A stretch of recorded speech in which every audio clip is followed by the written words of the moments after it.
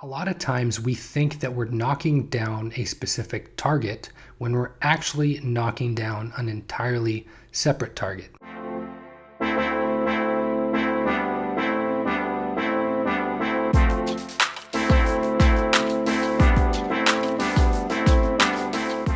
Welcome to the Ryan Holmes podcast, where our goal is to encourage Christian thinking and Christian living. This is episode number 16. I wanted to mention right off the bat that if you've enjoyed this podcast, would you mind giving us a review on whatever audio platform you might be using, and that'll just help boost its reach and visibility. Also, if you prefer video format, we are on YouTube, so would you please subscribe to our channel, like the videos, comment, share them, and that'll also be a huge help to get this content out there. If you have any questions based on a topic I discuss or a specific episode, the podcast in general, you can send me an email to ryanholmespodcast@gmail.com. And finally, if you would like to financially support the work that I'm doing and join a community of like-minded believers, you can check out ryanholmespodcast.locals.com and subscribe for just $5 a month. And on Locals, it's like a social media platform. You can actually interact with people in the community, myself included, and there are additional perks as well. So would you just, go check that out. That'll be great. And I'll link to everything in the show notes below so you can easily find those sources. So thank you, and I hope that you enjoy today's episode. You might be thinking, if you're watching on YouTube and you enjoy video format, that Ryan, things look different with this episode, and I don't have anything to add to that. It does look different. Don't like it, but it's what we're going with, all right? So I hope you... regardless, enjoy the content today, because today's episode is going to be a little bit different. It's something that I haven't done in the past, and I've never actually done a response type episode before. So this is certainly going to be interesting. This is kind of, I guess, a bonus episode, as I recently provided you with my listeners with an update that I'll be taking a break until the new year. The reason, though, why I wanted to do this episode is simply just timing. I didn't want to wait too long after the episode that I'm covering today was published. So I thought that it would be beneficial to get this one out there. So today we're talking about the recently published episode of the Preacher Boys podcast, where the host, his name's Eric, provided the reasons why he has left the faith. A close friend actually shared this with me, and I'm actually not a regular listener to the Preacher Boys podcast, and I'll readily admit that, but I do know the basic premise of the show. I thought it was needful that I provide my thoughts because a close friend did share it, but also because of the overlap into the world that I have been a part of. Eric covers abuses within the IFB, or the Independent Fundamental Baptist Church world. Many of my close friends, peers, and family are within these circles.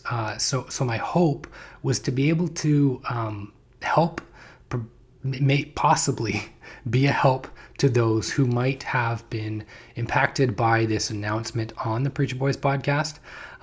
So that was, I guess, basically the motivation behind the episode today. And then, of course, once I listened to the episode of the Preacher Boys podcast, I definitely wanted to get on here and unpack what was being said. So the episode I'm covering from the Preacher Boys podcast is entitled "Why I Am No Longer a Christian." I think it's a good idea to unpack what is being said within this episode. And I want to make it very clear that there is nothing inherently wrong with the mission of the Preacher Boys podcast. I think shedding light on abusive leadership and situations of abuse is a good thing, especially in situations where other leaders are willing to cover for those who are engaged in abusive or immoral or even criminal behavior. Some who are even willing to bring other leaders on staff even after failures are revealed. Those who are supposed to be called to a higher standard, that are willing to turn a blind eye to real serious issues. I've actually experienced a ministry situation where I was immediately shut down for pointing out hypocrisy in a church leader, where I became the issue and not the pastor who was living inconsistently with what he was saying. My wife and I have had to leave a church early on in ministry because of a hostile, unhealthy leadership culture where I believe real spiritual abuses were taking place. And I do hesitate to use the word abuse because there's certainly people who have experienced significantly worse situations than what I've experienced. But at the very least, my experience was an unhealthy one. So I am certainly not against a podcast with the mission of the Preacher Boys podcast, but I would caution those who do listen to this type of podcast. This type of content should not be the only content you consume that has to do with Christianity or the church. This really shouldn't even be your primary Christian content. I've actually cautioned a friend with this as well. But if this is your only or primary source of Christian content, then the lens by which you look at the church will always be through this negative abuse type lens. It will frame how you view the church and give you an unbalanced perspective towards it and towards the faith. And I really don't think I'm off base by saying this, because in fact, the host of the Preacher Boys podcast says this at the 3-minute and 20-second mark of the episode. He says this, quote, "What's chipped away at my faith over the last 2 years has been really the nature of the stories I cover on the shows." Closed quote. He admits that his singular focus on abuse in the church has led to him abandoning his faith. And of course, if your MO of your life's work is to find, document, and publicize church abuse, then there is at least the potential that you'll begin to see the church as only abusive. Now, my intention with this episode is not to call into question Eric's character or who he is as a person in any way. So if you are inclined to use this as a reason to attack him as a person, then you wouldn't be justified in doing so. And if you're a believer, I strongly encourage you to refrain from doing this. I don't know Eric personally, so there wouldn't be grounds for me to say anything about who he is. I'm sure he's a great guy, so all I can do is assume the best of him because I don't have anything else to go off of. What I do want to do is address the ideas that are being communicated.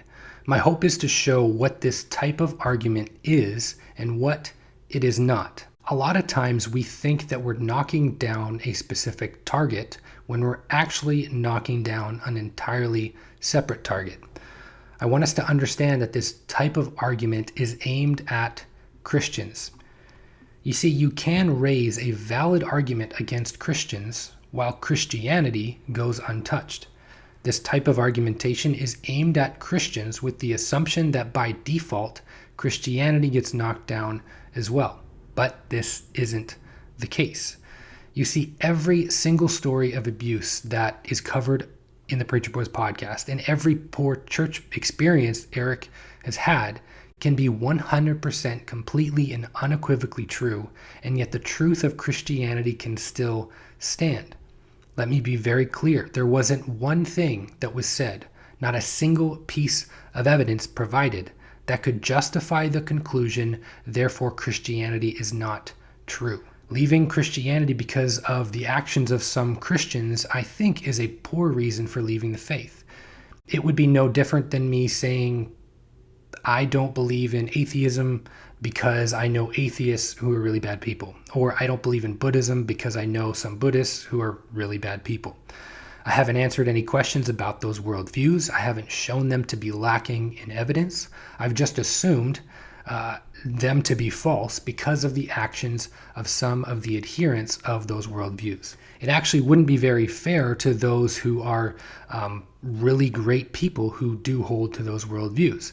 It would be a more balanced approach to actually engage with the worldviews themselves and the ideas that they hold to see whether they best explain reality or not. Now, there's no doubt that there is an emotional baggage connected to abuse in the church. And I do understand why people would leave the church over abuse. I hate that it happens, and it breaks my heart when people do leave because of abuse. But even if one does experience abuse, they could still be leaving a worldview that is true. So my hope is to help you, the listener, understand that this type of argument does not undermine the truth of Christianity in any way. It just reveals how terrible some people can be and how terrible some Christians can be. And I don't disagree with that. Many Christians can be terrible and do terrible things even in the name of Jesus, which is honestly even more heartbreaking. And you might be wondering, Ryan, why are you doing this? Why not just be loving or something like Jesus would be? After all, Eric never said he was providing an argument. He was just sharing his experience. At the 3-minute and 50-second mark of the episode, he actually does say this. Here's a direct quote. I really don't want to just get rebuttals to what I'm saying because I'm not presenting an argument. I'm just sharing my personal experience. Close quote. Well, I would like to point something out. His episode is entitled, Why I Am No Longer a Christian. I'm assuming that was intentional and not a misprint. So, he is providing you with the reasons why he is no longer a Christian. He is sharing the things that have led him to the conclusion that Christianity is not true. This is exactly what an argument is.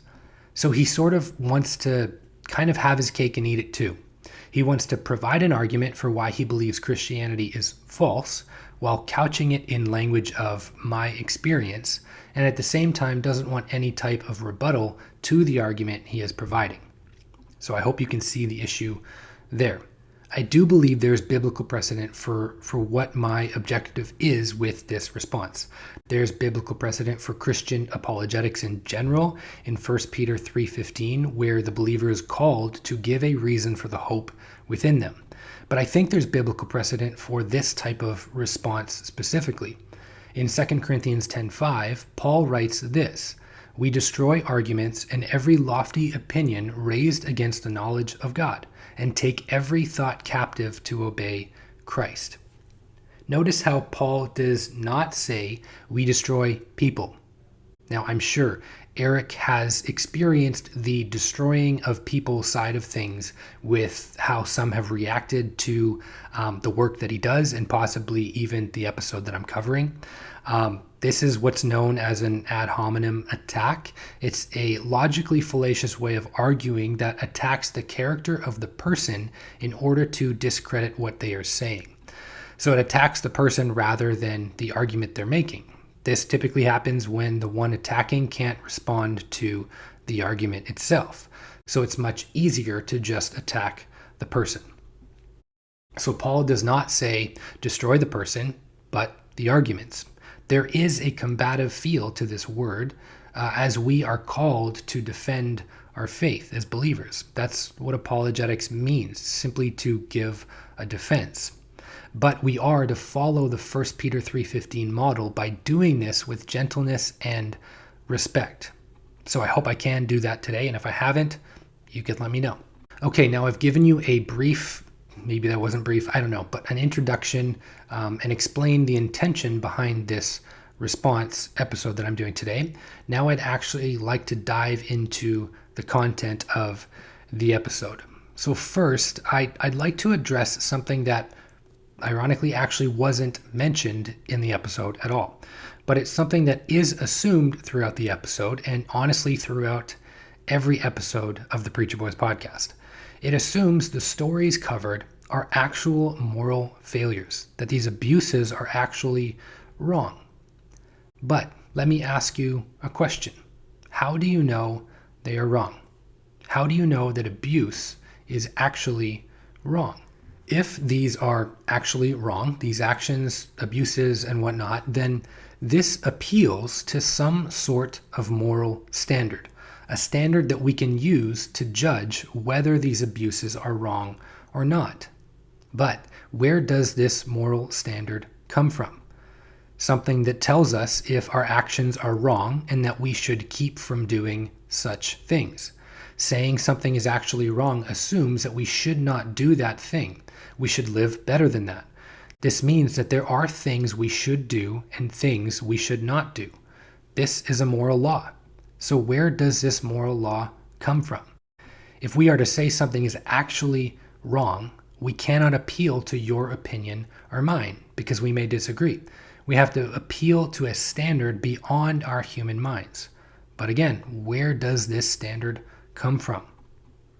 You see, laws always come from lawgivers. If there are things we should do and there are things that we should not do, it only makes sense if there is someone to be accountable to. If God doesn't exist, then there is no ultimate standard beyond the human mind.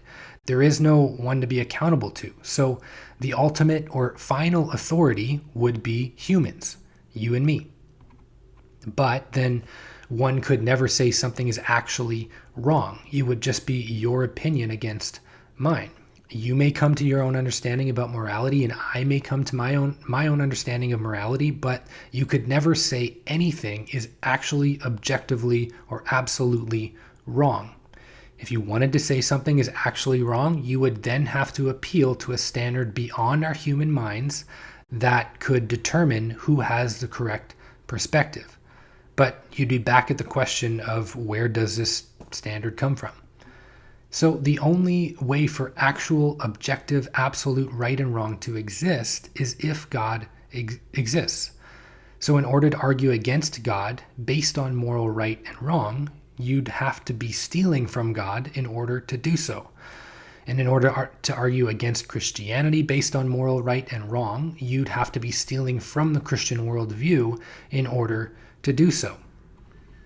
I do believe that abuse is absolutely, objectively wrong. As a Christian, I can justify a belief in a standard of perfect goodness beyond the human mind that can allow us to judge right and wrong. And that standard is God's perfectly good nature. If one does not believe that God exists, they cannot justify a belief in absolute, objective, actual good or evil. If our human minds are the ultimate authority, then good or evil would be up to each individual person. So the argument of moral failures of Christians against Christianity only gets off the ground if God actually exists. We could, I think, end it there, but there's much more to cover about what was actually said specifically in the episode. Now, most of what was said falls kind of under essentially three categories. That's kind of what I picked out from the episode, because there's a number of quotes that kind of, again, fall under these categories. So he mentions the issue first. Not necessarily first. They're not specifically in order or anything like that. But he mentions the issue of true Christianity. And he mentions it quite a bit throughout the episode. For example, at the 5-minute mark, he says this, quote, "True Christianity has become more and more elusive and more blurred and more marred. I found myself beginning to question if true Christianity existed," close quote.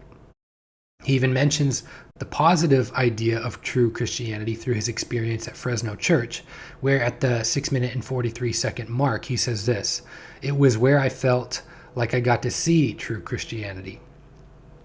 After all the fallout from his poor ministry experience, he saw the positives of the Christian faith while at Fresno Church. I guess that was up until the news of the leadership's moral failures. But this is an important topic to discuss. What is true Christianity? Do we have a misconception about what it actually is? Have we misunderstood what it is for over 2,000 years? Eric believes that at its very core, Christianity is rotten. At the 12-minute and 48-second mark, he says this, quote, "The minute that I get my hands on what it is," speaking about true Christianity, "I realize that it's corrupted. It's rotten to the core," close quote. So what sits at the core of Christianity? What is its foundation? Is it based on the actions, good or bad, of Christians? This is where I think we get a skewed perspective of Christianity. Let's highlight quickly what the earliest Christians believed. Paul quotes from an early creed in 1 Corinthians 15, verse 3, through verse 6. This creed had been in circulation amongst Christians, estimated at around 2 to 7 years after the death of Jesus. So this is pretty early on. It says this, "For I delivered to you as of first importance what I also received, that Christ died for our sins in accordance with the Scriptures, that he was buried, that he was raised on the third day in accordance with the Scriptures, and that he appeared to Cephas, then to the 12. Then he appeared to more than 500 brothers at one time, most of whom are still alive, though some have fallen asleep." The core or foundation of Christianity has absolutely nothing to do with you, me, or any other mere human being.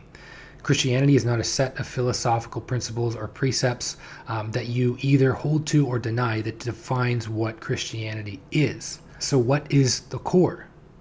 It's Jesus. Jesus' life, Jesus' death, and ultimately Jesus' resurrection. So no matter if Christians act like Jesus or not, that says nothing about its core or foundation.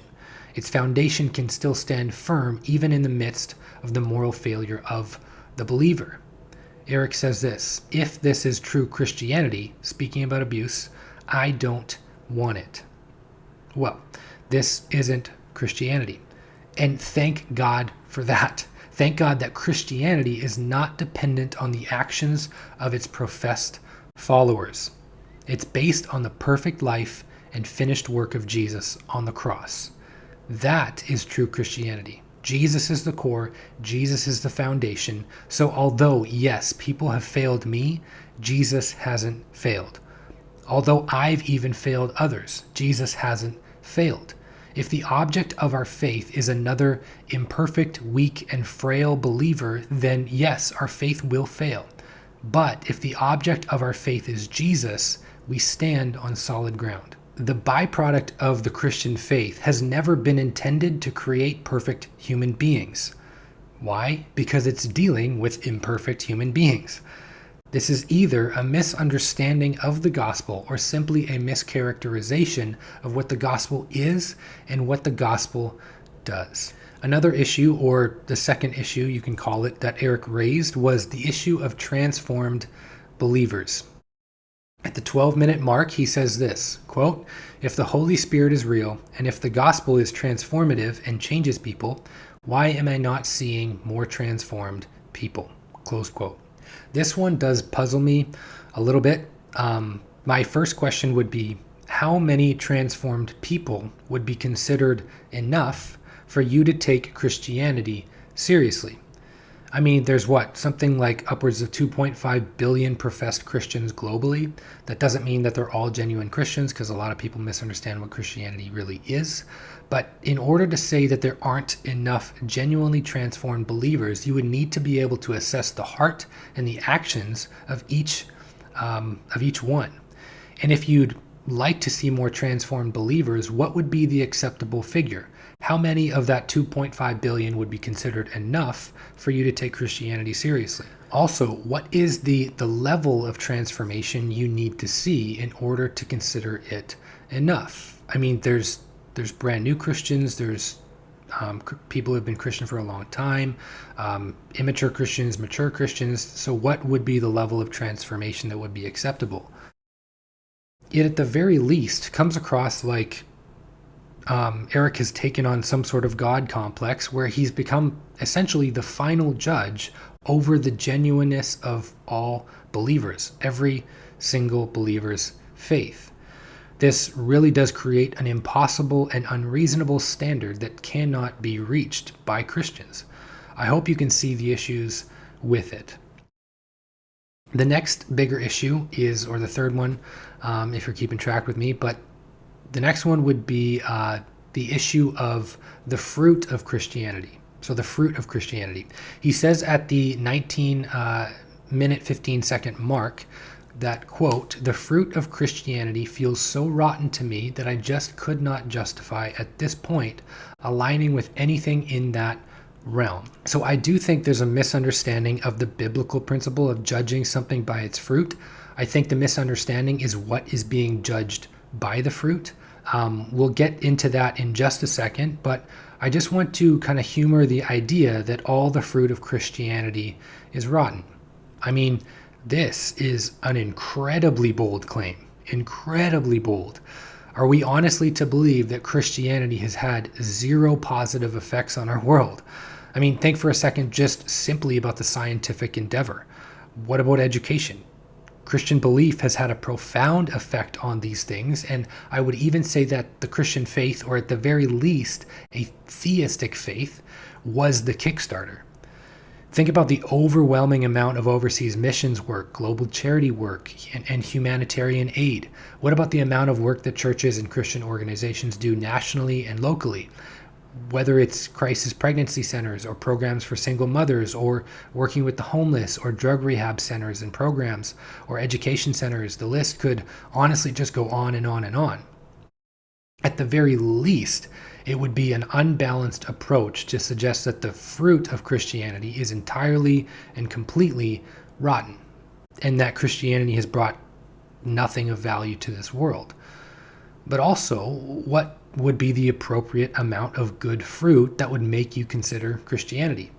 Who determines how much good fruit is the correct amount for a faith system or worldview to be taken seriously? Is it really the fruit of Christianity that we can look to determine its truth value? So if we had some sort of scale, would the good fruit of Christianity outweigh the bad? And even if it did, would that say anything about whether the Christian worldview was true or not? This leads me into the issue I mentioned a minute ago. Is it biblically accurate to say that we can judge the truth of Christianity by the fruit of the believers? At the 10-minute, 55-second mark, Eric says that, quote, "The Bible's thing is judge things by their fruit." So biblically, what does it mean to judge something by its fruit? What exactly are we judging based on the fruit that we see? Here's what we are not judging. We are not judging the truth of Christianity. So if we're not judging the truth of Christianity, then what are we judging? The Bible tells us that we will know them by their fruit. So the thing that we are testing based on the fruit of a professed believer is the genuineness of their faith. The fruit is the proof of a heart change. If the fruit is consistently rotten, then this is proof that the professed faith of the believer is maybe not really a true faith at all. This is a hugely important distinction to make, because it reveals once again that the target being knocked down by this type of argument being presented is the target of sinful Christians. The truth of Christianity is still very much rock solid and still at play, as it has not been addressed in any real way. Ultimately, Christianity is being judged by its abuses. It's a poor way of arguing, honestly. You should really never judge something by its abuses. You should ask yourself, are these abuses consistent with this worldview? Are they a logical outgrowth or a logical application of that worldview? But if we are to dismiss Christianity because of the abuses of some, then are we going to be consistent with this type of reasoning when it comes to other worldviews? Why don't we look at the flip side of the coin for a second? It's been said that the 20th century was the bloodiest century of all human history, potentially more bloody than all of the previous centuries combined. Greg Koukl, one of my favorite Christian apologists, has this to say in his book called Tactics. It says this, quote, "You'll find that carnage of unimaginable proportions resulted not from religion, but from institutionalized atheism. Over 66 million wiped out under Lenin, Stalin, and Khrushchev. Between 32 and 61 million Chinese killed under communist regimes since 1949. 1/3 of the 8 million Khmers, 2.7 million people, were killed between 1975 and 1979 under the communist Khmer Rouge. Close quote. Dennis Prager has this to say, quote, more innocent people have been murdered, tortured, and enslaved by secular ideologies, Nazism, and communism than by all religions in history, close quote. So now, do we simply dismiss atheism altogether because of its abuses? No. We ask ourselves if the abuses are a logical outgrowth of that worldview itself. And as a matter of fact, these acts that I just mentioned would actually be a logical outgrowth of atheism. If atheism is true and God does not exist, then there is no standard of right and wrong beyond the minds of us humans. So you can decide what's right and wrong for yourself. If there is no one to be accountable to or answer to, then you can live your life how you want. There would be also no ultimate meaning or value to human life. After all, we are nothing more than highly evolved, complex space dust. Nothing more than a cosmic accident. So there really isn't anything objectively wrong with killing 66 million people, or 61 million people, or 2.7 million people.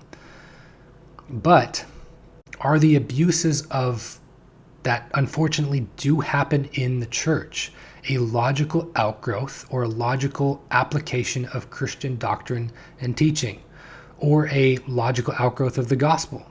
Absolutely not. That's why we call them out. When Christians engage in these types of actions, we must call them out because they are not living as Jesus lived. They are not being Christ-like.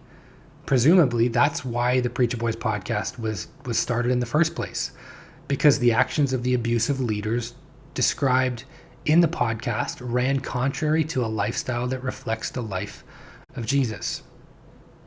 Greg Koukl sums it up nicely with this comment from his book, again from Tactics. Quote, since oppression and mayhem are neither religious duties for Christians nor logical applications of the teachings of Christ, violence done in the name of Christ cannot be laid at his door. This conduct might tell you something about people. It tells you nothing about God or the gospel. Close quote. Now, as we near the end of the episode, I want to point out something extremely important that Eric said. It's something that I do fully agree with. Around the 1720 mark, he talks about how his goal remains the same, to continue to uncover cases of abuse, and that we shouldn't push these things aside. Just because that he's gone through this kind of public announcement about his faith decision, we should not be quick to push aside the stories of abuse. Christian, it would be very irresponsible for us to dismiss what he has said and what he does say just because of the fact that he no longer considers himself a believer. We should be quick to come alongside the broken, the abused, the downtrodden, and show them what the love of Christ actually looks like. Now, I do hope that Eric will eventually come back to a place of strong faith, seeing Jesus for who he actually is, and not basing his faith on a poor representation of Jesus. That's something I will pray for, and I hope that you will pray for as well. But again, nothing about this type of argumentation actually gets to the heart of what he labels true Christianity. Judging things by their abuses is an easy and convenient way to dismiss a faith system or worldview, but it doesn't actually address the truth value of that worldview, especially judging something like the IFB denomination. After all, the IFB is only a sliver of a percentage of all Christianity. These types of abuses, although terrible and heartbreaking, are certainly not the majority. I do feel for Eric that he's had so many poor experiences himself with church leadership, but many other people have had poor experiences as well. I've experienced poor leadership, but those leaders aren't Jesus. We need to be able to separate the sinful actions of others from who Jesus is. And maybe we just need a more robust theology for us to be able to do that. Although this type of argument is emotionally appealing, I do not find it intellectually compelling or intellectually satisfying. Well, that is it for today's episode. I do hope that you found it helpful. I hope you will also share this on social media and maybe with someone who does find this type of argumentation compelling. If you'd like me to do another one of these types of episodes, and maybe you have some other podcast or video that you'd like me to unpack, please reach out to me either on social media, on our locals page, or by the email that I referenced at the beginning of the episode. I really appreciate you tuning in today, and be on the lookout for brand new episodes coming in January. I am looking forward to an exciting 2022, and I hope to bring you a lot more content, and I just want to encourage you to keep thinking and keep living for Jesus. And if you don't hear from me again before the year is out, I hope you have a wonderful Christmas. God bless, and we'll see you next time.